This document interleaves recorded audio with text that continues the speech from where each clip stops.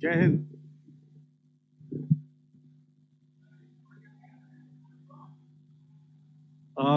Welcome to this special press conference on Operation Sindoor. We will begin with opening statements by the three senior officers to my right here, who have been directly overseeing operations during Operation Sindoor. We have Lieutenant General Rajiv Ghai, Director General Military Operations, who will cover the aspects related to land domain.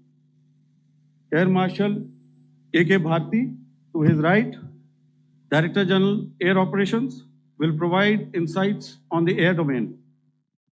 And to my right is Vice Admiral A.N. Pramod, Director General Naval Operations, who will cover aspects on maritime domain.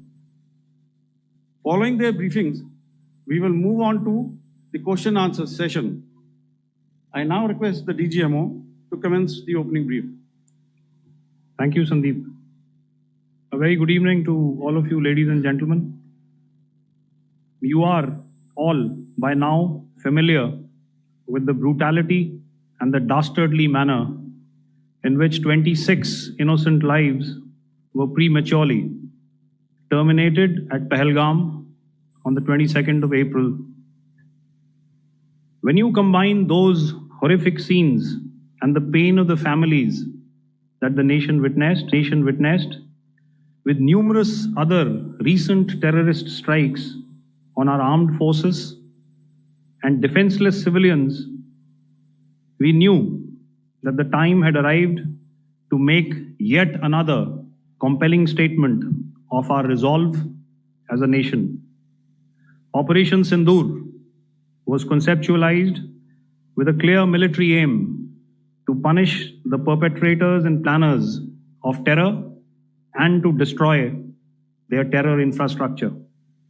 What I do not state here, of course, is the often stated determination of India and its intolerance to terror. It set into motion a very diligent and microscopic scarring of the terror landscape across the borders and the identification of terror camps and training sites. The locations that emerged were numerous, but as we deliberated more, we realized that some of these terror hubs were now bereft of any presence and had preemptively been vacated, fearing retribution from us. There was also a term of reference and our own binding, self-imposed restriction to target only terrorists and thus prevent collateral damage. There were 9 camps that you are now all familiar with, which were confirmed by our various intelligence agencies to be inhabited. Some of these were in POJK, while there were others that were located in the Punjab province in Pakistan. Nefarious places such as Muridke, the hub center of the Lashkar-e-Taiba, has over the years bred infamous characters such as Ajmal Kasab and the likes of David Headley. What followed was a careful scrutiny of each of these sinister locations, their layout, configuration, even the type of construction in each structure, and the terrain obtained around these. This was with an obvious intent to deduce and identify the exact vector that was required for their neutralization, as also the eyes in the sky that we would send up to ensure that we brought back evidence that we had indeed targeted what we set out to. The precise images of these engagements on that fateful and historical night have already been showcased during the first press statement on the 7th of May that was helmed by our Foreign Secretary. I have no doubt in my mind that we achieved total surprise, and those strikes across those 9 terror hubs left more than 100 terrorists killed, including high-value targets such as Yusuf Azhar, Abdul Malik Rauf, and Mudassir Ahmed that were involved in the hijack of IC-814 and the Pulwama blast. The line of control was also violated soon after by Pakistan, and the erratic and rattled response of our enemy was apparent from the number of civilians, inhabited villages, and religious sites such as Gurudwaras that were unfortunately hit by them, leading to a sad loss of lives. The Indian Air Force played a major part in these strikes by engaging some of these camps, and the Indian Navy provided wherewithal in terms of precision munitions. The Indian Air Force obviously had their assets up in the sky, and I will here request Air Marshal Bharti, the Director General of Air Operations, to detail for you the methodology that the men in blue adopted to successfully manifest this mission. Thank you, Rajiv.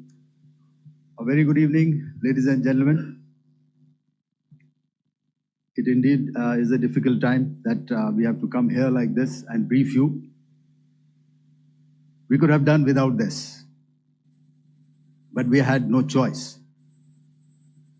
As the DGMO has detailed, the event was precipitated by the dastardly act at Pahalgam. The sequence of events have already been detailed.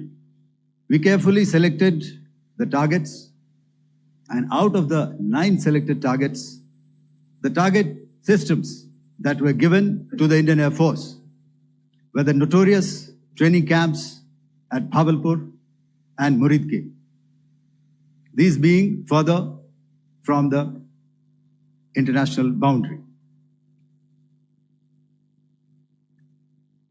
Through critical target system analysis, we analyzed what was to be done to annihilate these targets and plan to engage these targets with precision air-to-surface guided munitions so as to avoid collateral damage.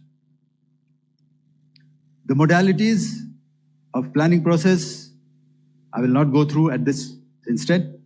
However, what I would like to show you is the results that we achieved through our targeted airstrikes.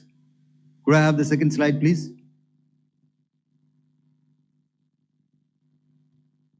Yeah, change, please.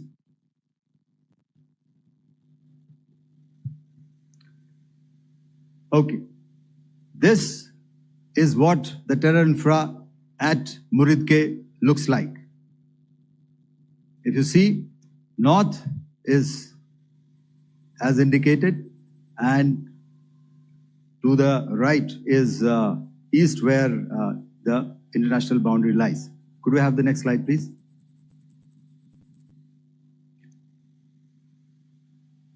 Orientating. Just go back to one slide. Okay. Please have a look at this red building, the series of buildings out here, and this empty ground. Next. If you relate, the empty ground is here, and you see this is the first weapon that is impacting. This is the impact point number 1 on Muridke training camp with our precision guided weapon on early morning 7. Next, please. Keep your eyes glued for the second weapon coming in and the second impact on the selected target point. Next slide, please.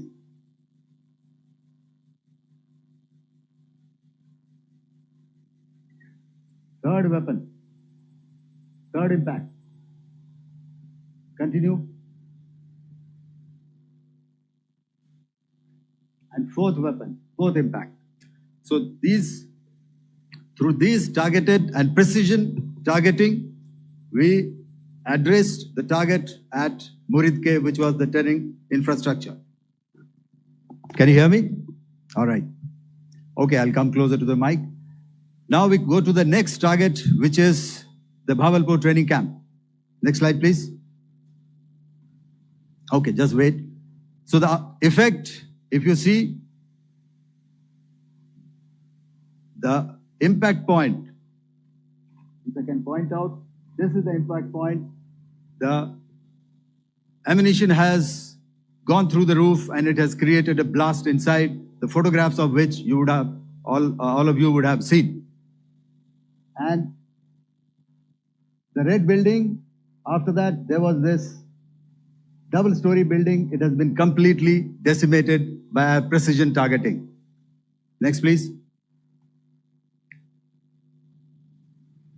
The target system, which was in the north, a series of buildings. I'll show you how it looked. Next. Completely destroyed by our precision targeting. Next.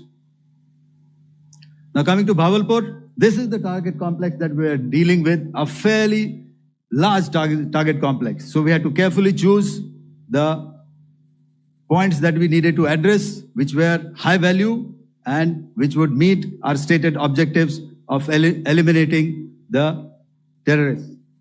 I would like to draw your attention to this red canopy, and in relation to that, I would cover the targets. One target system is a series of buildings here, other one here, and other one out here. Next slide, please. This is how it looked before, and this is how the building looked after the impact of the weapon. And orientation in relation to this red canopy, you can see here. Next, please. Before, next, and after. The roofs have completely collapsed. Next. This is the target system. Next.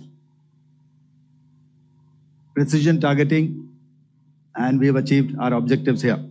Next. All right. So that was what we did on the 7th. Our objective was to address these two terrorist camps, and that we did with precision. And thereafter, we maintained a robust air defense posture, because remember, our objective was to target the terrorists and terrorist infrastructure, not any other infrastructure, not the Pakistani military, not the Pakistani any other infrastructure. So that is what we have maintained on the 7th of May. However, what we saw in the evening of 7th of May, we were saturated with a raid of Pakistani unmanned aerial vehicles and small drones. And these came in waves in our civilian areas, over our military installations, and all of them were successfully intercepted. Few of them did manage to land. However, there was not much damage that they did. And we have our robust counter-US hard kill and soft kill systems which did the job. However, the difference here was that we had targeted the terrorists. The adversary now has targeted our civilians and the military infrastructure. So it had to be responded to.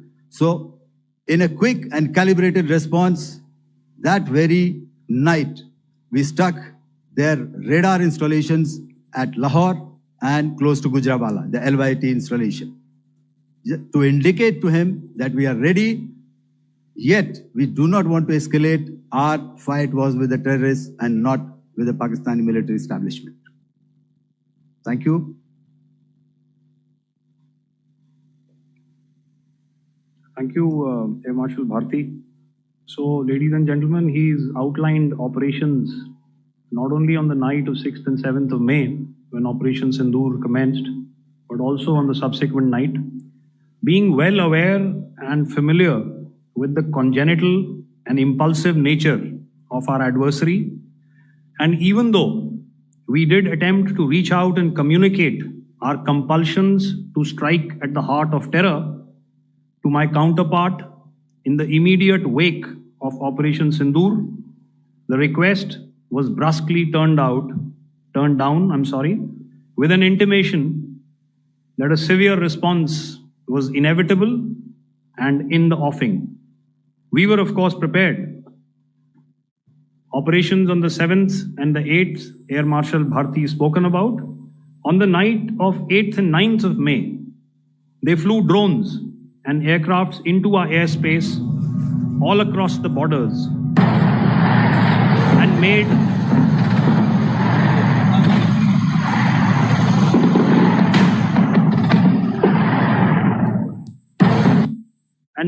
largely unsuccessful attempts to target numerous military infrastructure.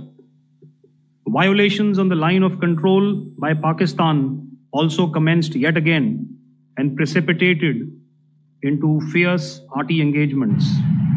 The air operations on the night of 8th and 9th of May, I'll yet again request the DG Air Operations to cover.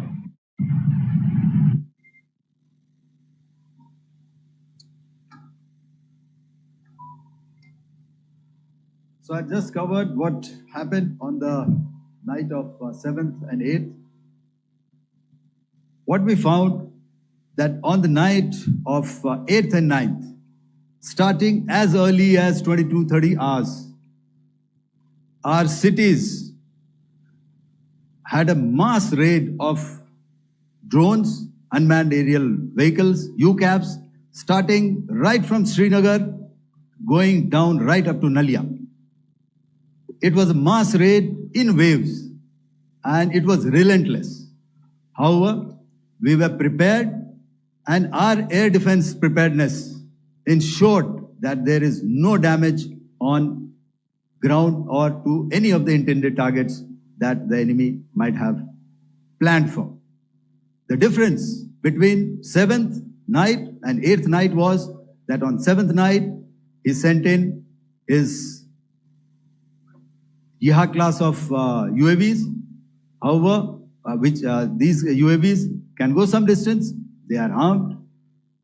However, on the 8th, less numbers of armed UCAVs were there or UAVs were there, and more numbers of quadcopters, maybe for surveillance or just for harassment of civilians. This continued till midnight. Our air defense preparedness ensured that there was no damage on the ground, either to the military installations or to the civilians. However, the enemy had yet again shown that he wanted to up the ante and he wanted a fight, and we were up to the task. In a measured and calibrated response, we once again targeted his military installations, which included his SAM sites at Malirkant. This also included his surveillance radar sites at Lahore and close to Gujranwala.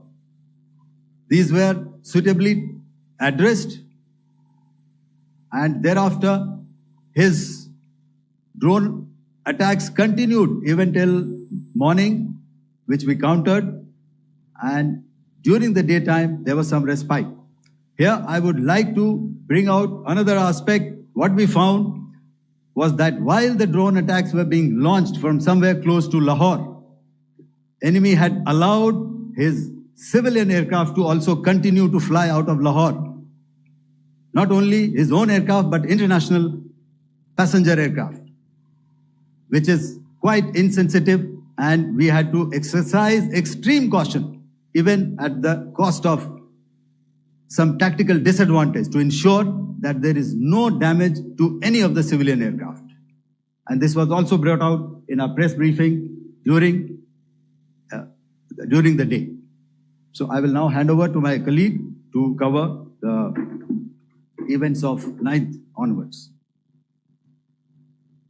On land, we also undertook certain measures such as deployment of air defense and electronic warfare assets to establish an integrated grid with the Indian Air Force, and I have seen and heard some of you wax eloquent about the benefits of such an architecture when it comes to negating and combating air intrusions. We also carried out deployment to include movement of our forces in the land, sea, and air domains. The night of the 9th and the 10th of May saw similar intrusions by drones and aircrafts. And this time, there was a concerted effort to target airfields and some very, very important logistic installations, albeit yet again unsuccessful and denied gallantly and efficiently, I must say, by the integrated Indian Air Force and Indian Army Air Defense. We further strengthened our deployment and also initiated some pressure points to send a very clear and unambiguous message to the other side to desist from any misadventures on land. Some of the airfields and dumps saw repeated attacks in waves from the air. All were thwarted. The Pakistan Army has reported to have lost approximately 35 to 40 personnel in artillery and small arms firing on the line of control between the 7th and the 10th of May. What the other side had probably also not reckoned with was the speedy and precise turnaround and hit back by the Indian Air Force.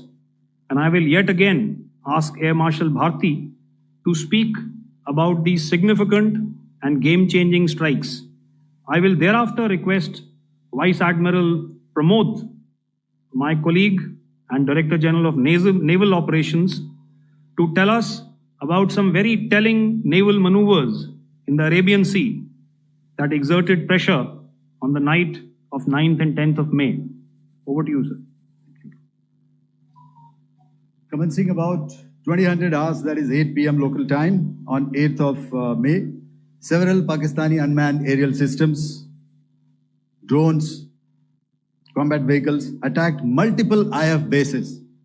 These included Jammu, Udhampur, Pathankot, Amritsar, Bhatinda, Nal, Dalhousie, Thois, Jaisalmer, Uttarlai, Falodi, Nalia. These were almost simultaneous and they came in waves. All our AD guns and other systems were waiting for them. All these waves were neutralized by our trained crew using the air defense systems that they have. And also, some of them were utilized using our legacy systems like Pechoras and IF Summer, which we have recently acquired. And some were neutralized by the Garud snipers. There was no damage on ground from these incursions and these mass raids, if I could call them, from the Pakistani side. However, following these relentless attacks on our air bases, on our forward positions, and on our civilian targets, this was time to convey some message to our adversaries. And therefore, a decision was taken to strike where it would hurt. And towards that, in a swift, coordinated, calibrated attack, we struck his air bases, command centers, military infrastructure, air defense systems across the entire Western Front. The bases we struck includes Chaklala, Rafiki, and mind you, Chaklala is Islamabad. Rahim Yar Khan, Sakar, sending a clear message that aggression will not be tolerated. This was followed by strikes at Sargoda, Bholari, Jacobabad. We also struck the C2 centers at Murid, the UAE complex at Murid, Rafiki, radar at Chunia, which I will show you, Rahimyar Khan airfield, and the unmanned combat aerial vehicle hangar at Sakar. I would like to reiterate here that we have the capability to target every system at these bases and more. However, it was only a measured response to instill good wisdom to our adversary to refrain from further escalation. IF response was directed only at military installations, avoiding civilian and collateral damage. I would now like to show you some of the effects that have been achieved as a result of our air operation.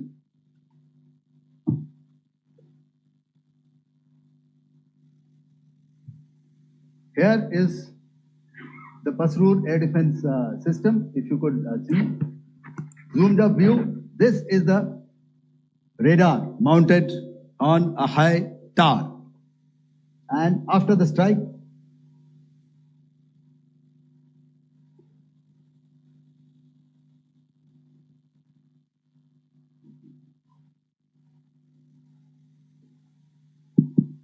thank you. Can you hear me? Yeah, thank you. And after the strike, this is what has happened. This radar has been taken out, completely burnt. Next slide, please. The Chunia air defense radar, which was taken out on 7th and 8th. This is the radar site. A blown up photograph, once again, on a tower. Not very clear, but what you see very clearly is the after effect after we have struck. The radar head has been completely decapitated. Next slide, please. Arifwala air defense radar. In this complex, you see how it looked before, blown up image, and after really blown up. Next. Now coming to Sargodha airfield. Remember, this is one of their important airfields wherein they have a lot of assets, F-16s, other assets which they keep getting, training institutes. And we have stuck this airfield. It is not, if you zoom in here, then one impact point here on the runway and second impact point of our weapon, precision weapon on the runway. And if you see, this blown up, repairing going on. Same here. Next. Rahimyar Khan. This is the area we have struck. A deep strike out here and one complex here. So this is how it looked before, and same, you see a big crater, another crater here, and this complex after strike neutralized. Next. Chaklala airfield, Noor Khan, once again a major air base, a lot of their logistic assets out here. This was the chosen complex that we intended to strike and convey a message. Next slide, please. This is how it looked before, and this is how it looked after our strike. Next. Sakar. We chose the radar site at Sakar. This is the radar site, and after it was struck, this is the aftermath, completely burnt out. Next, please. Aircraft shelter. This is how it looked before the strike, and this is how it looked after the strike. The roof of the buildings completely caved in and burnt. Next. Polari airfield. Aircraft hangar. This is how it looked before, and this is how it looked after the precision strike. Next. Jacobabad, aircraft hangar, and this is how it looked after. Next. So what I'm trying to convey here, ladies and gentlemen, is to start with, Our fight was neither with the Pakistani military nor with anybody else who's there on the other side. Our fight was with the terrorists. We neutralized the terrorists that we selected to be neutralized, and thereafter, we only maintained the air defense posture. However, we were relentlessly pounded by waves after waves, night after night, by his UCAVs, by his drones, and by his other unmanned aerial systems. And that left us with no choice but to retaliate, and yet our retaliation was calibrated, it was graduated, and it was proportionate. Thank you.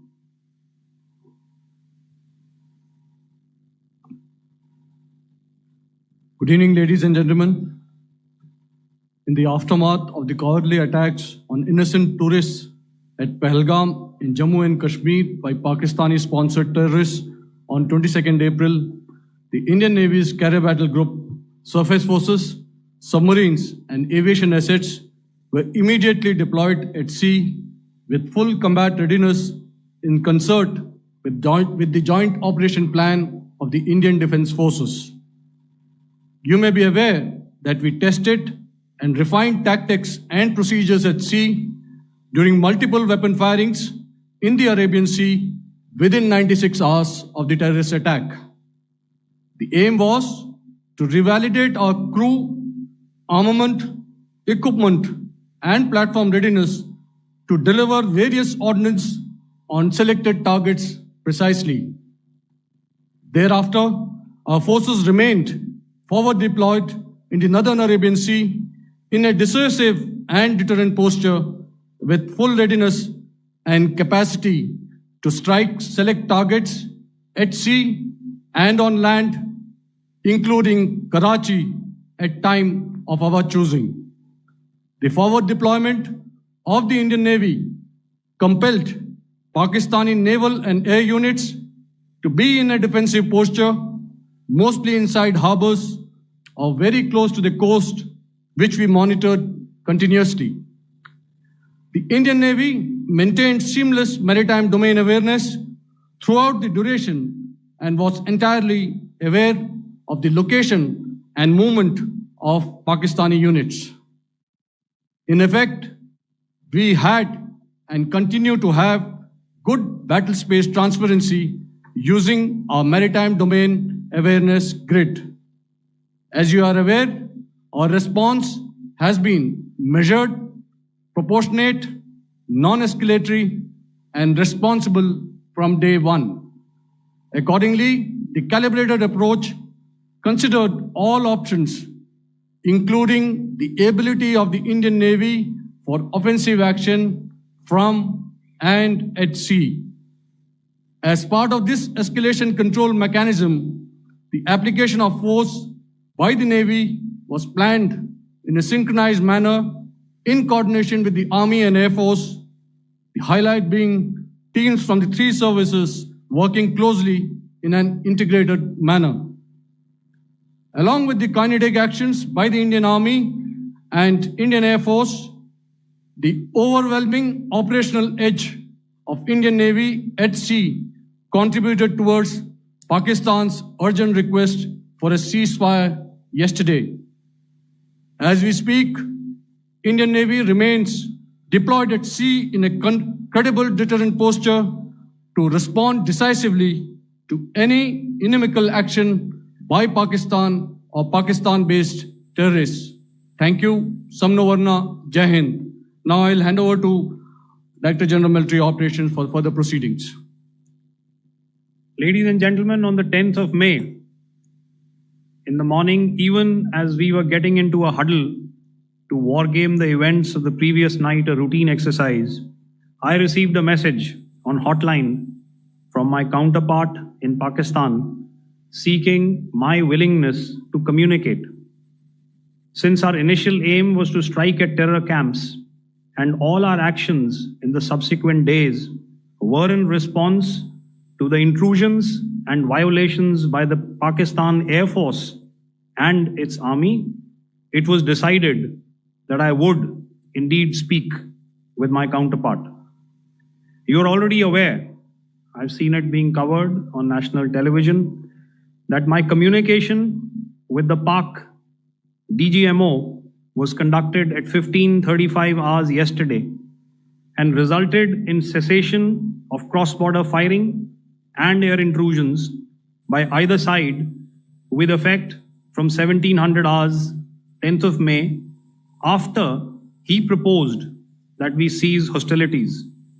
We also decided to further speak on the 12th of May, that's tomorrow, at 1200 hours, to discuss the modalities that would enable the longevity of this understanding. However, disappointingly, and must I add, expectedly, it took only a couple of hours for the Pakistan Army to violate these arrangements by cross-border and across the line of control firing, followed by drone intrusions across the expanse of the Western Front through last night and in the early hours of the morning today. These violations were responded to robustly and dealt with as they must be.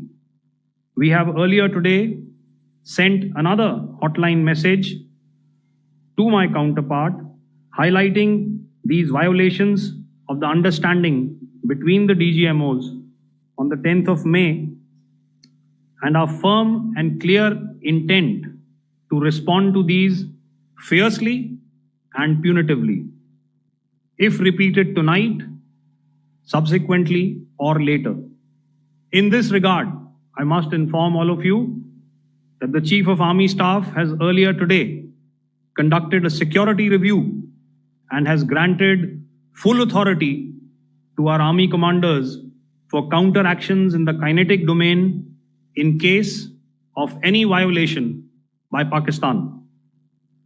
In the end, I pay my solemn homage to my 5 fallen colleagues and brothers from the armed forces and civilians who have tragically lost their lives in Operation Sindoor. Our hearts go out to the bereaved families,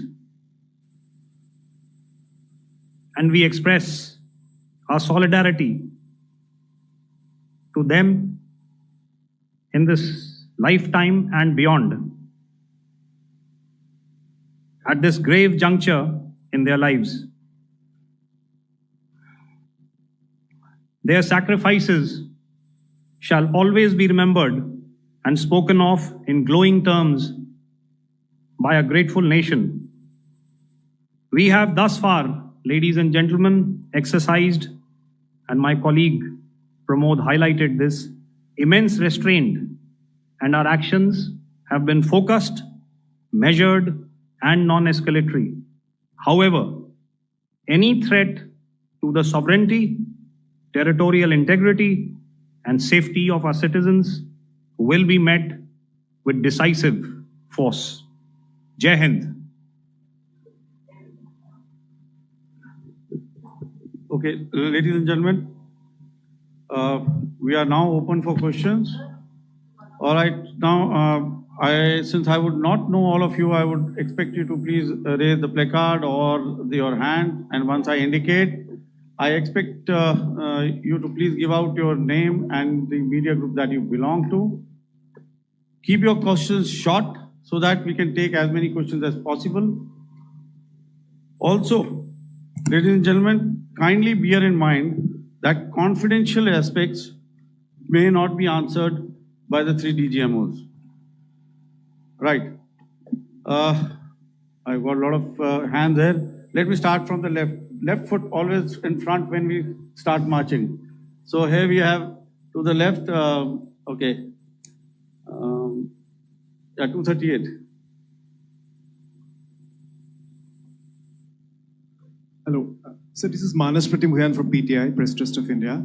So the understanding that was reached yesterday on stopping the military operations and actions, was it for just 3 days? And what would be the cost escalation if there is violation of this understanding by the Pakistani side? And my subsequent question would be that we have a kind of ceasefire agreement with Pakistan. that was finalized in 2003. So will there be some kind of similarities in frameworks between the two kind of understandings, 2003 ceasefire agreement and the current understanding on stopping military operations?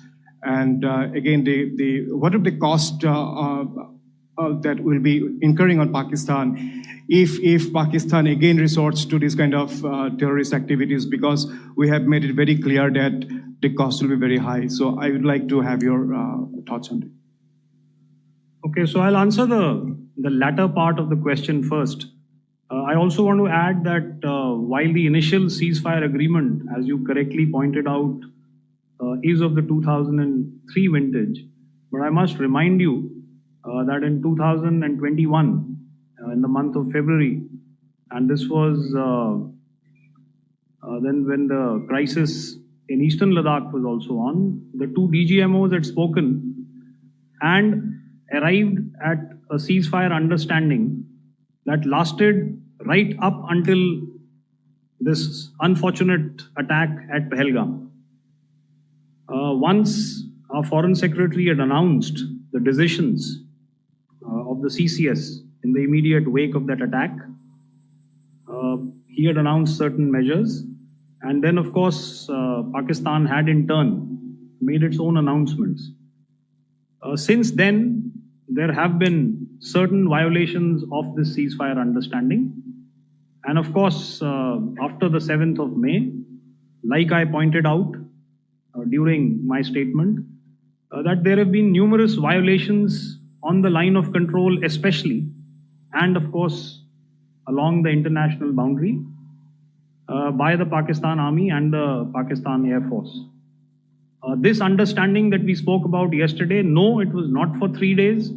It was first to stop aggressive and hostile activities immediately, let that order and direction settle down for about 36 hours, and thereafter discuss modalities, like I said, to ensure its longevity.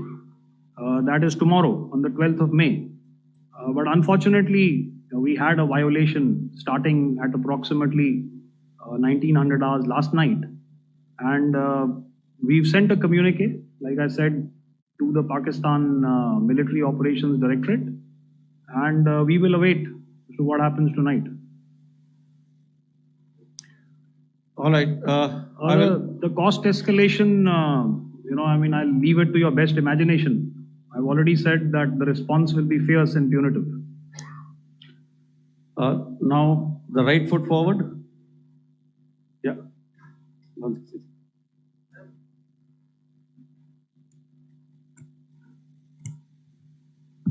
Sir, I'm Ajit Dubey from ANI, sir. Sir, my question is that you talked about the loss of lives to the Pakistan Army. That was around 35 to 40 kills secured by the Indian Army. Sir, can you tell us what would be the total loss of life to the Pakistan Army in both Army and Air Force attacks, sir? And how good was the performance of the BrahMos, Scalp and the S-400 during the operations? And sir, since we have just one line, no multiple questions, please. Sir. All right. And since sir, we have achieved such a spectacular, we have made good achievements in this entire operation. Can we say that we have emerged victorious, or we have a big upper hand over the Pakistanis in this entire conflict? Thank you very much, sir. So I'll answer the question about the loss of lives on the other side. Of course, there are various means to ascertain that number. There is information from various agencies that come in. There are, of course, on the line of control, other ways to find out as to what has been the effect of what you are doing there in ceasefire violations. So therefore, I mentioned 35 to 40 on the line of control. And please remember that once Operation Sindoor was launched, the responses of the Pakistan Army were also on Indian Army or the Indian Armed Forces infrastructure. Let me put it that way. So that's why I did not cover casualties of the Pakistan army, at least in the initial phases of battle, because those were not our targets. Our targets were terror oriented. And of course, later, once they launched air intrusions and air operations on our infrastructure, we've used heavier weapons, and of course, there would have been casualties, but those are still being assessed. The effects of the weapons that you mentioned, I will request Air Marshal Bharti to apprise all of you about those. Good evening, Mr. Ajit. How are you? Ajit, okay, you're meeting after some time. I never mentioned about any of the weapons that we used. Check. Okay. What I was saying, that I never mentioned of any of the weapons, the caliber that we used. All right, so we'll leave it at that. Those are matters of operational details which I would not like to go into. But suffice to say that whatever methods and whatever means we have chosen, it had the desired effects on the enemy targets. How many casualties? How many injuries? Well, to start with, our aim was not to inflict casualties, but in case there have been, it is for them to count. Our job is to hit the target, not to count the body bags. In the last part of your question, I wonder if you read out the tweet on ADGPI at midnight once we'd done what we had to in Operation Sindoor. And that's credit to my friend here on the left. Justice has been served, Ajit. That is all that I will say. Ajit, I'll request you to, refrain putting words into his mouth. All right. I'll come back to the left. 147. Sorry, 47. No, 47. Did I see it here or? Yeah. Good evening, gentlemen. Sorry, 147. I saw it there. Sorry. Yeah. Since I've already said 147. Start, please. Hi, sir. Good evening. This is Shivam Patel from Reuters News Agency. Thank you for giving me the opportunity. My question, sir, is how many military targets did Indian Armed Forces strike in Pakistan in response to the attacks from Pakistan?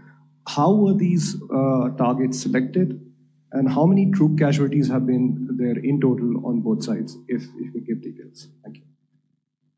I'm sorry, where are you? I haven't spotted his. He's to the right. Okay. Can you just repeat that for me, please? Sure, sir.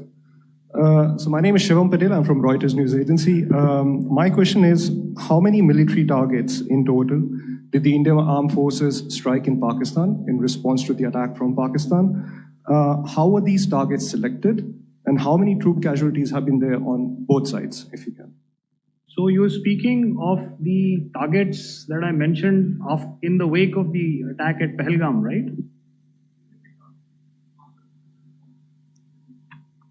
Yeah, I think it's amply clear to everybody here that the Pakistan army has not crossed the international boundary, neither in the plain sector nor on the line of control. So the intrusions have been in the air. There have been certain attempts on the line of control when ceasefire violations have been on to try and infiltrate and carry out and perpetrate activities that we are all very well familiar with. Whether these are by terrorists or by the Pakistan army or its special forces and commandos is difficult to say, but each of these have been effectively thwarted. So therefore, as far as engagements of military targets on the other side is concerned, I thought Air Marshal Bharti covered those very well and in detail. And he also mentioned as to how they went about targeting those. I think those images were very clear and very, very graphic in telling us as to what we needed to hit. And you'll remember right at the outset, I said that we even went into what was the construction in each of these locations. and therefore decided on the vector that had to be utilized. Please. Okay, if I could add to what the DGMO has said, I have already detailed the targets. Now, whether it is X numbers or Y numbers is that is immaterial. And what damage have we inflicted? You have seen. What are the casualties on the other side? As I said, that is for them to count. As far as we are concerned, from the air defense side, if they had a choice, they would have definitely come in. They are fighters, there are more numbers of UCAVs. It is not that they did not intend to come in. It is only that our robust AD posture prevented them from coming in. So that must be known, and that must be realized by all the audience here. Yeah, I'll come to the left now, 24.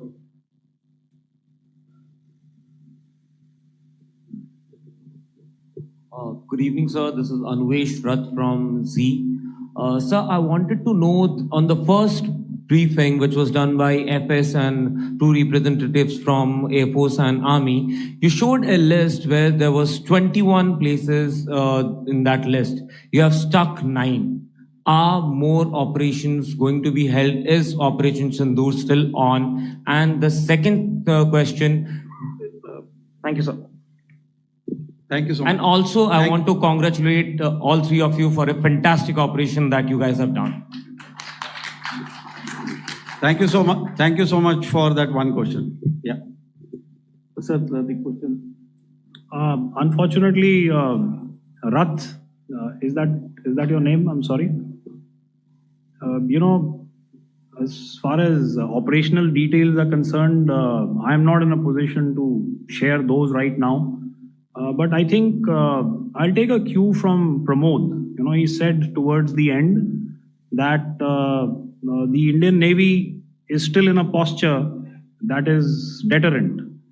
And I have already made it very clear towards the end of what I said that it's only a couple of hours ago that the Chief of Army Staff has carried out a security review, and he's authorized our Army commanders to deal with violations of any kind from across the borders in a manner that they deem fit.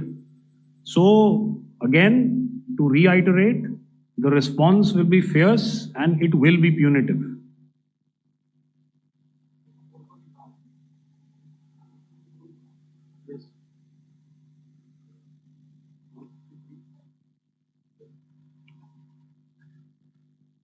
I'll go back this side now. Yeah, 255. She said middle wale kya karenge? So 255. Oh, sorry. Good evening, sir. I'm Shailesh from National Defense. Please allow me, first of all, to pay my gratitude for protecting us Indians. Thank you very much. Sir, since the enemy has been talking about taking down our aerial platforms,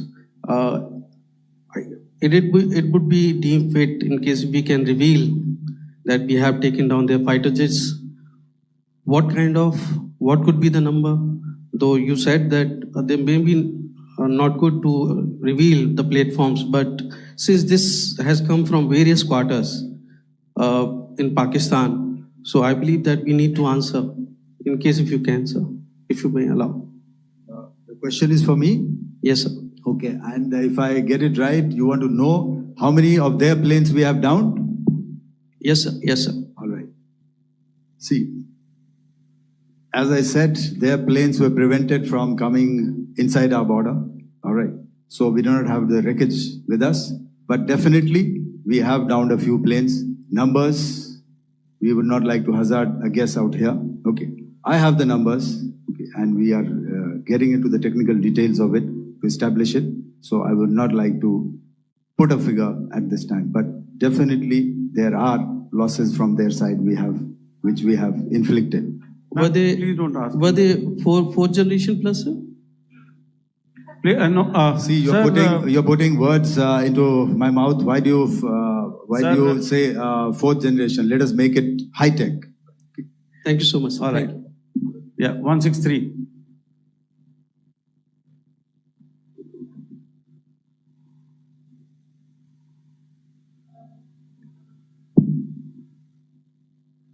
तो मैं मंजीत नेगी हूँ आज तक से। मेरा सवाल ये है कि इस पूरे ऑपरेशन में जो आतंकी ठिकानों को निशाना बनाया गया, क्या नंबर्स कुछ बता सकते हैं कितने आतंकी मारे गए? कुछ नाम सरकार, मतलब कुछ नाम मीडिया में आए भी हैं जो बड़े उसके मास्टरमाइंड थे। और एक सवाल जो आज एयरफोर्स ने भी ट्वीट किया कि ऑपरेशन सिंदूर अभी जारी है और सरकार की तरफ से भी कहा गया, और पिछली बार जब विदेश मंत्रालय की प्रेस कॉन्फ्रेंस पहली हुई थी उसमें वो लिस्ट दिखाई गई थी कि 21 टेरर कैंप आइडेंटिफाई किए गए हैं। तो क्या जो बाकी बचे हुए टेरर कैंप उन पर भी कार्रवाई होगी? और एक नंबर अगर आप बता पाएं कितने टेररिस्ट मारे गए? Manjeet ji, 3 questions. The third one has just been asked here before. So 21 this thing. So I'll request the first to be answered so that we have more number of people who can ask. Manjeet, जब मैंने statement दिया तो मैंने शुरू में ही कहा कि जैसे ही ऑपरेशन सिंदूर कॉन्सेप्चुअलाइज हुआ तो हमारा जो पीछे की कार्रवाई होती है, स्पेड वर्क और टारगेट्स को आइडेंटिफाई और एनालाइज करने की कार्रवाई शुरू हो गई थी। मैंने जब स्टेटमेंट दिया तो मैंने बताया कि बहुत सारे थे, हमने 21 दिखाए होंगे और भी हैं, लेकिन वो लिस्ट फिल्टर करते करते 21 तक पहुंची। अब क्या आगे एंगेज किए जाएंगे? अगर जरूरत पड़ेगी तो जरूर एंगेज किए जाएंगे, लेकिन मैंने बताया कि इस समय जो इंट एजेंसीज ने हमें बताया कि फलाने कैंप में प्रेजेंस है, हमने उनको एंगेज किया। कुछ नाम मैंने लिए, कुछ नाम अभी पुख्ता किए जा रहे हैं। मैंने आपको बताया कि जो इंट एजेंसीज ने अभी तक असेसमेंट किया है उसमें उन्होंने कहा है कि तकरीबन 100 से ज़्यादा मारे गए हैं। और एक आज आपने तस्वीर भी देखी कि काफ़ी प्रोमिनेंट जो फ्यूनरल था, काफ़ी प्रोमिनेंट एक जो हस्ती हैं वो ऑर्गेनाइज कर रहे थे, और उस फ्यूनरल में और कौन कौन लोग अटेंड कर रहे थे वो तो आपने देखा ही। तो आप लोग सब समझदार हैं और मुझे ये कहने की ज़रूरत नहीं है कि इन लोगों को कहाँ से सपोर्ट मिल रहा है। अगर नहीं मिल रहा होता तो ऑपरेशन सिंदूर नहीं होता, तो उसी की वजह से है ये ऑपरेशन। तो मेरे ख्याल से मैंने आपके सारे सवालों का जवाब दे दिया। Ma'am, sir, next is from 17. Sir, मेरा नाम अंजू निर्वाण है, TV9 Bharatvarsh. Hello and welcome to this special news mobile broadcast. I'm Saurabh Shukla and we are broadcasting live from Washington DC थोड़ा सा बताएं कि in a day of hectic developments क्योंकि हमने when we इस दौरान thought सर देखा कि that बहुत सारी स्पेकुलेशन agreement और ये बोला गया कि कराची end तक the हमारी hostilities along नेवी ने the ऑपरेशन किया है, तो सर इस पे थोड़ी सी India-Pakistan border clarity in the line चाहिए। of control और सर will हमने stand. कौन-कौन से Pakistan has again fighter aircraft down violated किए हैं, the अगर उसका terms भी of थोड़ा this सा क्लैरिटी मिल जाए agreement तो अच्छा। and the ceasefire which was agreed to, that's not holding. A short while back, India's Foreign Secretary Vikram Misri also announced that the ceasefire or the agreement is not holding, and Indian forces are now have been authorized to retaliate to the Pakistani drones and the Pakistani artillery of shelling at the Indian positions. I want to tell our viewers that the understanding that was reached following heavy diplomatic negotiations yesterday, where the whole premise was that the Pakistanis actually approached the international community, including the US leaders, saying that they wanted India to agree to an agreement of a ceasefire. In good faith, India had agreed to it, but we had put our conditions very clear that India reserves the right to retaliate.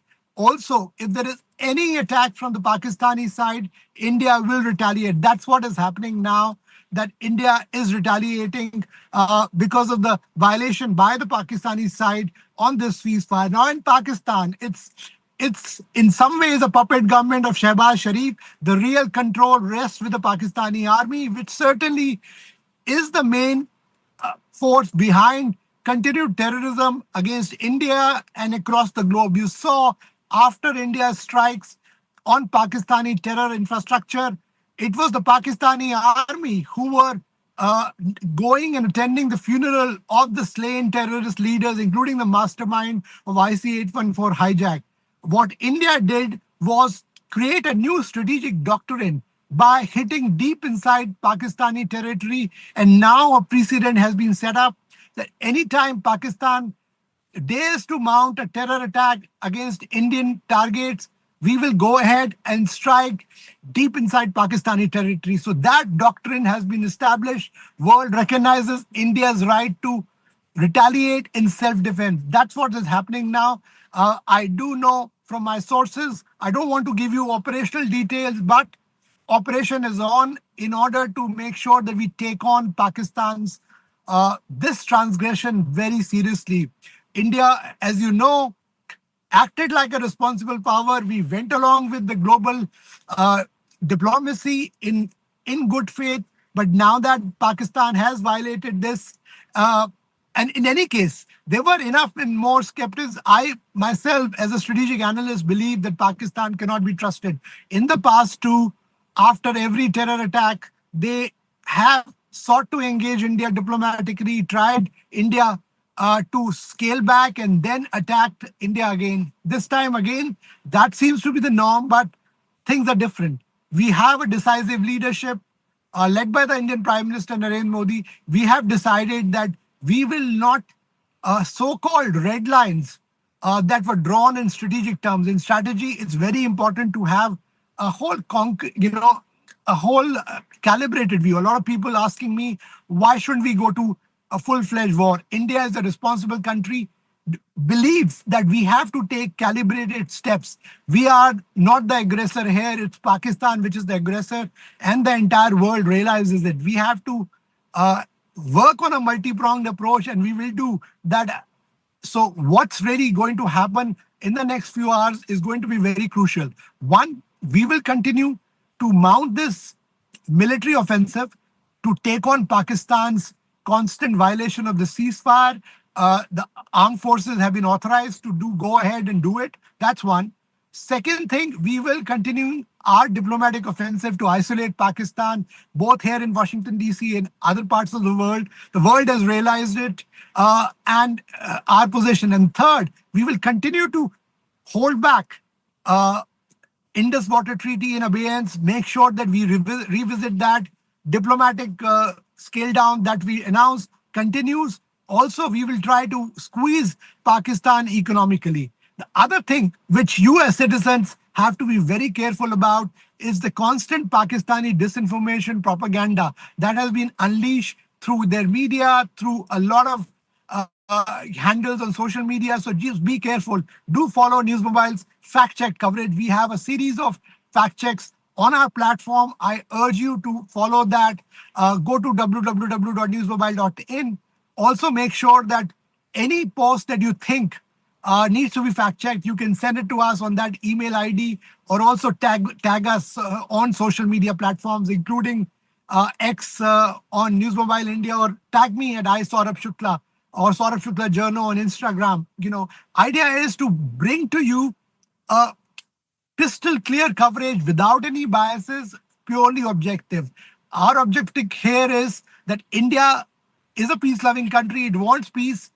Indian people want to live in peace, but it is the Pakistani terror machinery which continues to bleed India. And what India did not only was for India, but for anybody across the globe who was impacted by the Pakistan-sponsored terrorism. And this is a fight that India is fighting, not for our country, for every citizen across the globe who has been impacted from Pakistan-sponsored terrorism. It's no coincidence that from Osama bin Laden to every major terror attack across the globe has the Pakistani linkage, and that continues. Behind this continues to be Pakistani army and its rogue agency ISI, and we need to defeat that as citizens of a civilized world. India will never want war. War alone is not the answer, but India will continue to strike back to safeguard its national interest. That's what's going to happen. Make sure that you follow only fact check news. Stay tuned to News Mobile, and we will be back with more coverage. But for now, India has decided to retaliate against Pakistan's violation of a ceasefire. And Pakistanis, as you know, the past pattern is that they cannot be trusted. So India will continue to Trust but verify. That's the mantra that we are following on. But you should follow trusted coverage by News Mobile. Thanks for watching.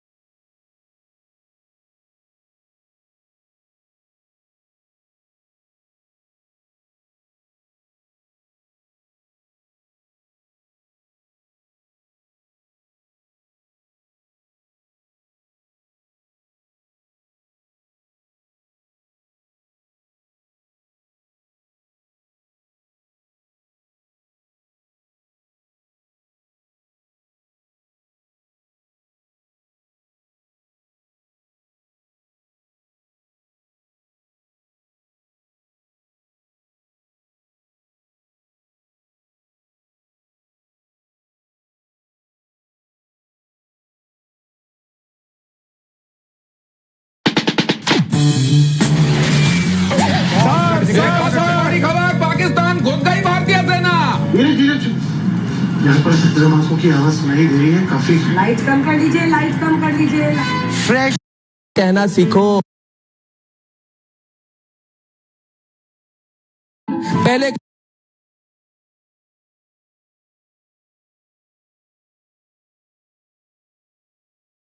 हो नहीं रहा था तो Arnab was like let me fill the gaps with some very good mimicry actually. पहले कहते हैं भारत को कहना चाहूंगा, अरे पहले भारत कहना सीखो। ये नेता नहीं एक्टर है। दरिया में खून बहेगा। अरे ओ बिलावल सामने आजा, सिखा दूंगा। Arnab, I must say your Bilawal की mimicry is much better than your journalism की mimicry that you do every night. Cocaine पीता है आदमी, दिखने से भी लगता है कोकेन पीने वाला, अपने बैलेंस और कंट्रोल में नहीं है। एक तरफ है अर्नब गोस्वामी और अर्नब के जैसे बहुत सारे क्लोन्स जो हर चैनल में पाए जाते हैं, nations loudest voices taking on Pakistani voices. दूसरी तरफ है Yalda Hakim, a TV news anchor, a real one, not a caricature, who put Pakistan on the spot not once but twice. On my program just a week ago, you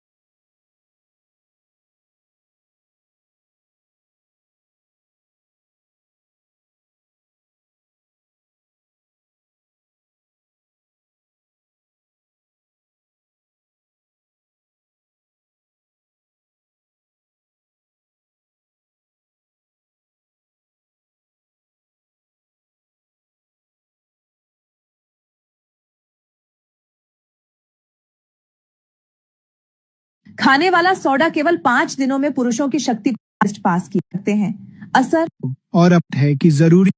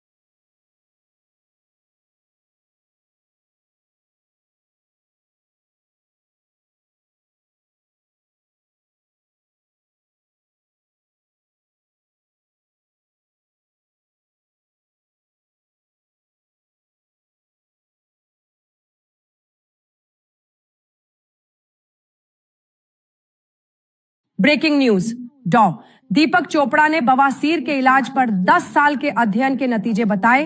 दवा कंपनियों की प्रतिष्ठा खतरे में। जैसा कि डॉक्टर कहते हैं, सभी दवाएं जहरीली होती हैं और आपको मार देती हैं। उन्होंने एक घरेलू तरीका बताया है जिससे आप मात्र 24 घंटे में बवासीर को ठीक कर सकते हैं, और वह भी बिना किसी दवा के। दवा कंपनियां मांग कर रही हैं कि डॉक्टर को जेल भेजा जाए, क्योंकि इस पद्धति की बदौलत 210,000 से अधिक भारतीय पहले ही बवासीर से हमेशा के लिए छुटकारा।